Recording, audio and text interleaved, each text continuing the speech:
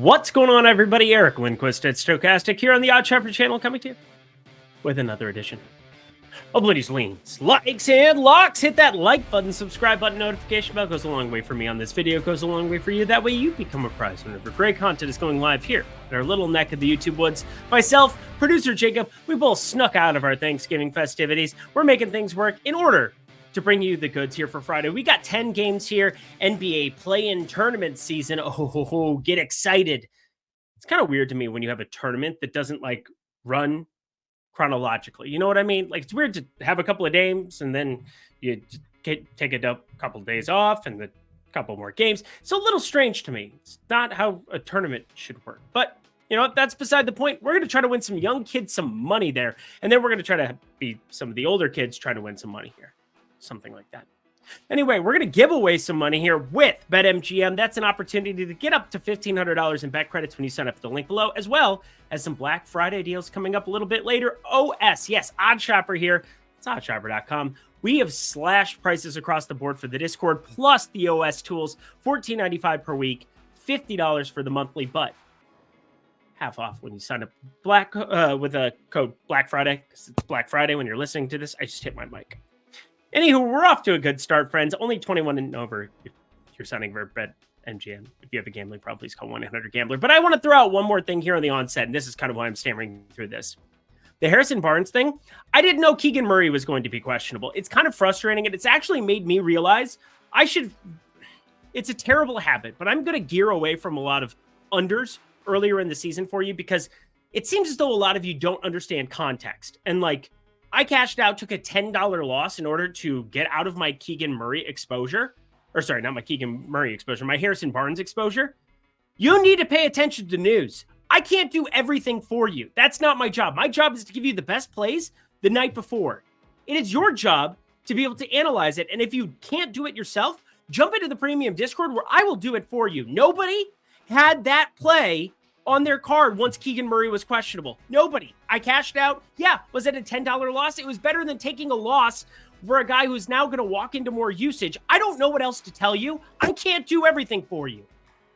Must I do everything for you? That's actually from Mortal Kombat Annihilation when Shao Kahn and his dad, they're having a conflict. But anyway, just wanted to throw that out from the onset because I'm feeling so happy here on this Thanksgiving Thursday. Anyway, we got 10 games to get to. I'm excited to give you good information based on math, based on a market-based approach, which again, you can sign up for there at OS. But anywho, wanted to get that off my chest because that was really important to me. Producer Jacob, let's get to the picks. We begin our game-by-game approach here. Boston, Orlando, pretty clear-cut one for me here. As you look at the board, Jaylen Brown is actually questionable. Right abductor? I don't even know what a right adductor is. It's like, have you ever thought about your hips? Am I the only person who doesn't really understand where it's like, maybe it's because I'm white and a terrible dancer, and it's like my hips. I'm really good at golf. Really good at golf. I still don't understand hip motion. It's the weirdest thing ever to me, but an adductor, don't even know what that is. Anyway, he's questionable with it. So whether he plays basketball or not, going to be something that matters from a prop perspective, but as weird as it is to say, as long as we're getting Drew Holiday, who's probable here, Derek White back into the fray, Jason Tatum, Kristaps Porzingis, who has been phenomenal within the construct of this offense and just this team in general, it's hard for me to get away from not wanting to lay 5 here against the Orlando Magic. And the Orlando Magic, they're a team near and dear to my heart because they have outperformed expectations that a lot of people had. They're 10-5 with a plus 0.8 adjusted net rating. So again, their baseline's pretty standard, really, but they've been awesome on the defensive side of the ball. I'm not sure what they bring to the table here offensively as they continue to miss Markelle Fultz. They will need Jalen Suggs to play above his head like he has been. And Anthony Black in this starting rotation, there's a part of me that would love to see the Magic start Cole Anthony and see what happens. I get why Cole Anthony's coming off the bench. I get why they want to stagger it a little bit with Suggs, Wagner, Boncaro, have his ammunition out there, but like, play your best players for more minutes at a certain point. And Anthony Black, 22 minutes.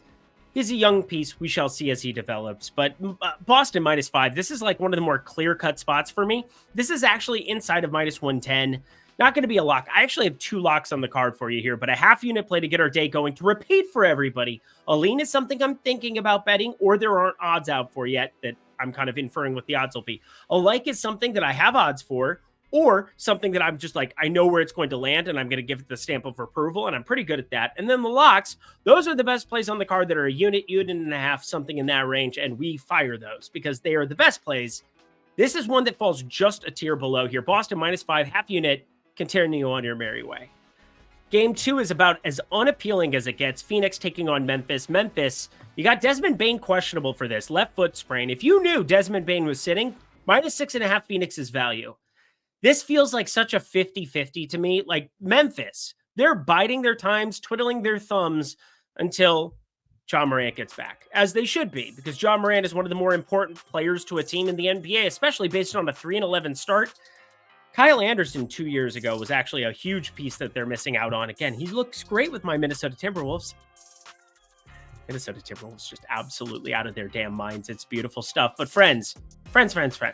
Desmond Bane, going to be somebody who matters massively in the context of terms of props. If you want to just stagger, there's ways to go to a prop site or to a single game parlay when props do drop on these kind of spots and say, we're going to stack it up as if Desmond Bane's going to be in, and then we'll stack it up on the other way where Desmond Bane's going to be out. Because in the long run, those kind of stands can be profitable if you're able to read the tea leaves. As for me, I don't really find it all that enticing to try to fire it up here right now. So don't go out of your way to do it.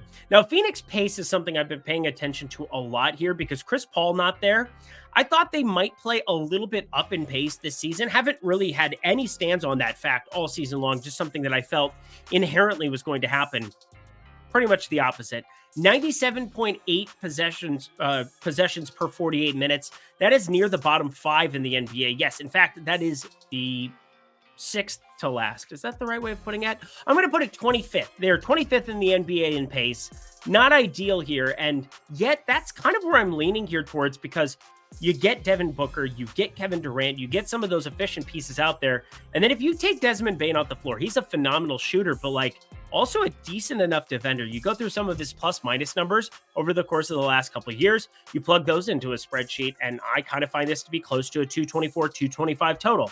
But that's not enough of a gap to beat out the 20% vig that you're trying to beat, -110 on each side. It's not going to project out all that well for me here, friends. So over 222.5, that's my lean, sticking with it. But again, this is a game that's not all that appealing unless in some way, shape, or form, you know what's going to happen with Desmond Bane. Another game that's really hard for me to get a grasp on. Duncan Robinson, questionable. You got Bam Adebayo, questionable after sitting from the middle of nowhere. There were 3 pieces of news. The Zach LaVine one, the Bam Adebayo one. Can't even remember the last one. Because again, felt like a Friday. Wednesday was a wild DFS slate. For anybody who's over at Stochastic watching NBA Live before lock, again, come watch myself, Greg Ehrenberg, everybody you know and love here on Odd Shopper. They're the same, but we're hanging out together. Just saying. It's like the same. We have the same breaks at lunch, or however you want to phrase it, but we live thousands and thousands of miles away. Anywho, Duncan Robinson questionable, Bam Adebayo questionable. Again, one of those where if you knew where the news was going to land, you would obviously lean towards one way or the other. And the Bam Adebayo piece is the one that matters way more. You get guys like Josh Richardson. You get guys like Jaime Jaquez. Caleb Martin has looked really good here within the construct of the Miami offense. Eric Spoelstra's a really smart coach. And that's where I just want to kind of lean towards him in the event that Bam Adebayo ends up playing. Miami money line. The Knicks, I don't have a whole hell of a lot to break down. They're perfectly healthy outside of Evan Fournier, who doesn't play.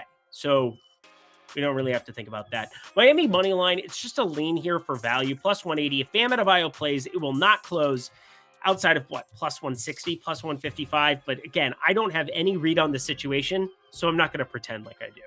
I've had a pretty fucking good read on this situation, though. The Chicago Bulls taking on the Toronto Raptors. Massive pieces of news here in this one. Zach LaVine, questionable. Precious Achiuwa, questionable, which you might not think matters. But we've constantly had this on cards. We've constantly had this on Prize Picks and Underdog and things of that nature. Dennis Schroeder is the most underprojected player in the NBA right now. Let me say that one more time. Dennis Schroeder is the most underprojected player in terms of you like betting mores on guys? There is not anybody else in the entire NBA you should be betting mores on more than Dennis Schroeder. I'm good at what I do, and the reason is because I recognize these things. He leads this team in assist rate, 31.9%. You have Scotty Barnes, who started to fall back a little bit from that 26%, 24.9% for him. Now, Pascal Siakam is starting to play better and better, and it's hard to look at anything from an Indiana game and try to take anything away other than, hey, there was a ton of offense. Sounds like most Indiana games this season. Am I right? Am I right? Yeah, I know I'm right. But Dennis Schroeder, 31% assist rate, and you combine that with usage that isn't exactly an entire zero. Now, he hasn't shot the ball particularly well here in like previous outings, but up to a 53.6% effective field goal percentage and starting to walk into the true shooting, 57.8%. He trails OG Anunoby, Malachi Flynn, Jakob Poeltl. Again, most centers going to have that good true shooting because, well, they're not going to shoot it unless they're near the basket, but I'm looking at a guy like Dennis Schroeder, and we've talked about him so many times on this program that it kind of makes my head hurt.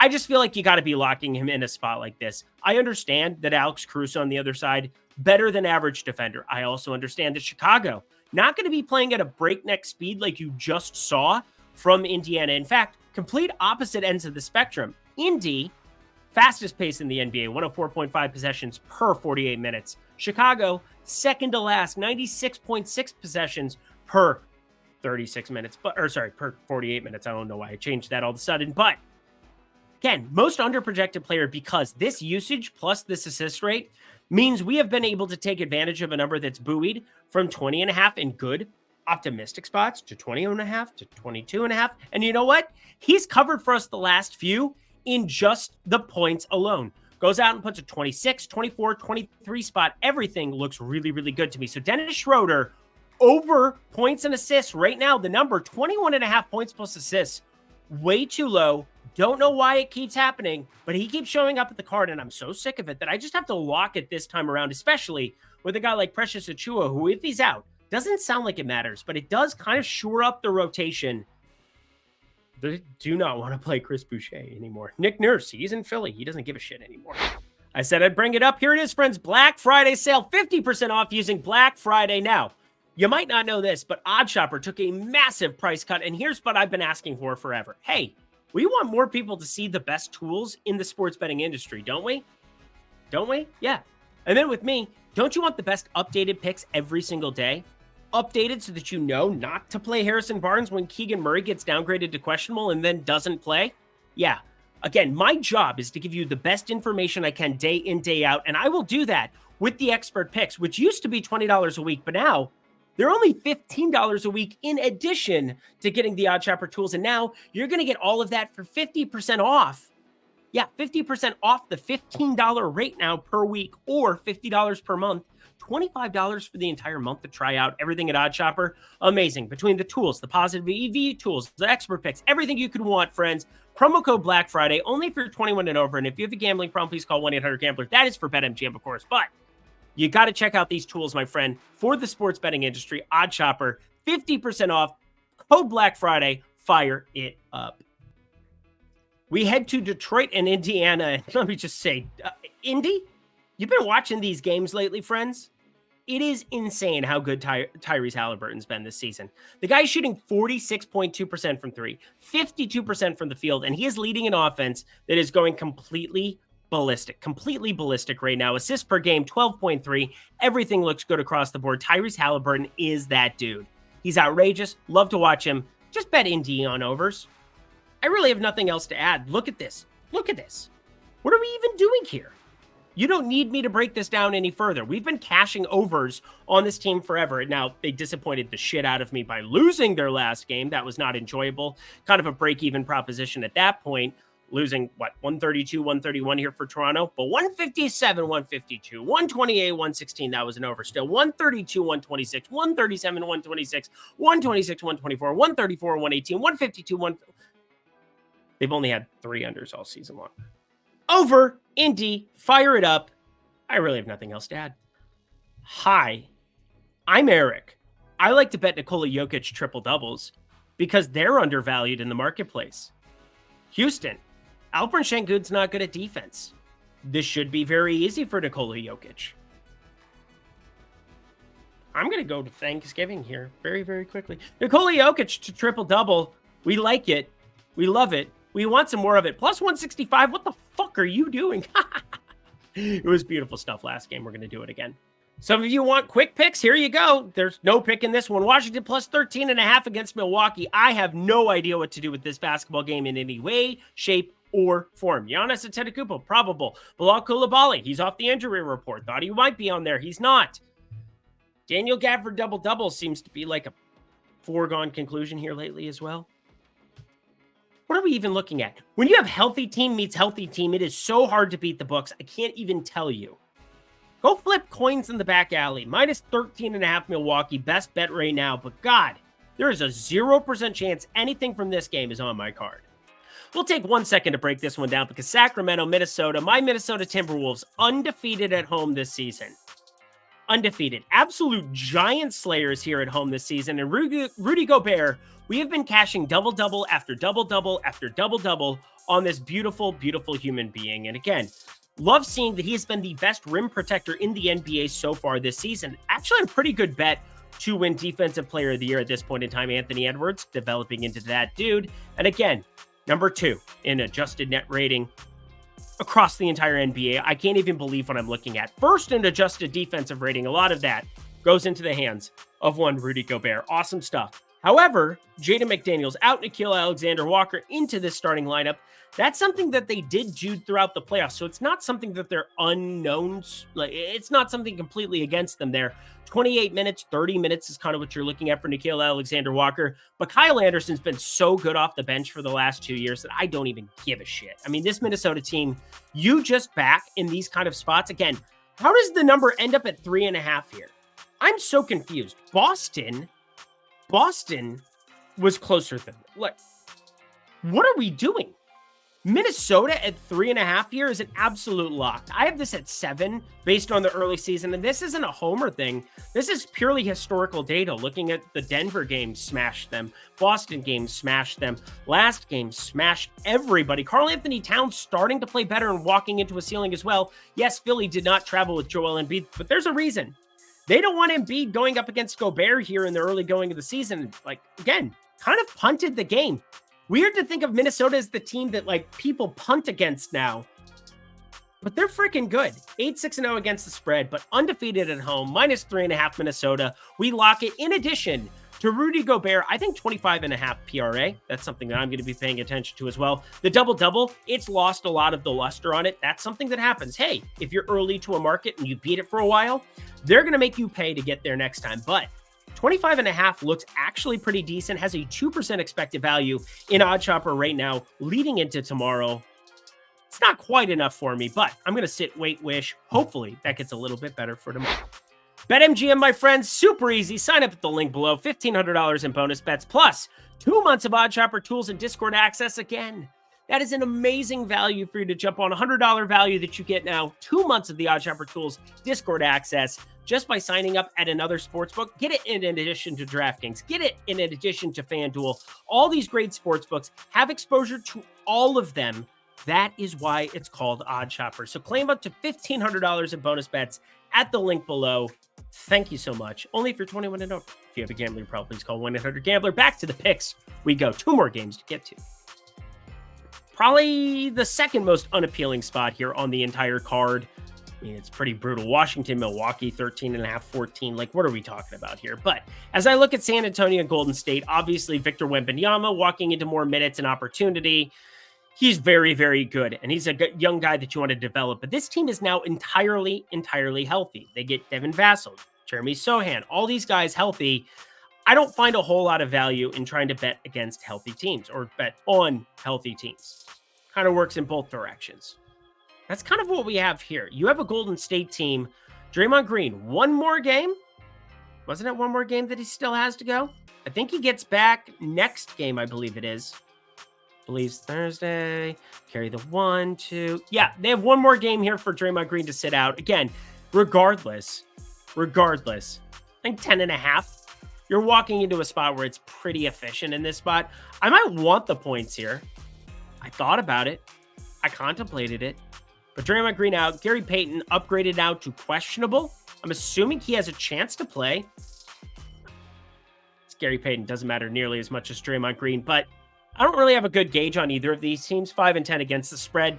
Haven't really been betting for either of them. We have bet against that Golden State side again. 6-10. They've been a little bit overvalued in the early going of the season. Not your grandfather's Golden State Warriors, that's for sure. Got some defensive inefficiencies without Draymond Green on the floor. Played some really good ball with him there, but hit the brakes. Plus 10.5 San Antonio. Move on your merry way. To the last game we go. Do have something I like here. We got the Pelicans. We got the Clippers. And here you go, friends. The Pelicans. Yeah. CJ McCollum. Upgraded. Perhaps has a chance to go out and play here, but I doubt it.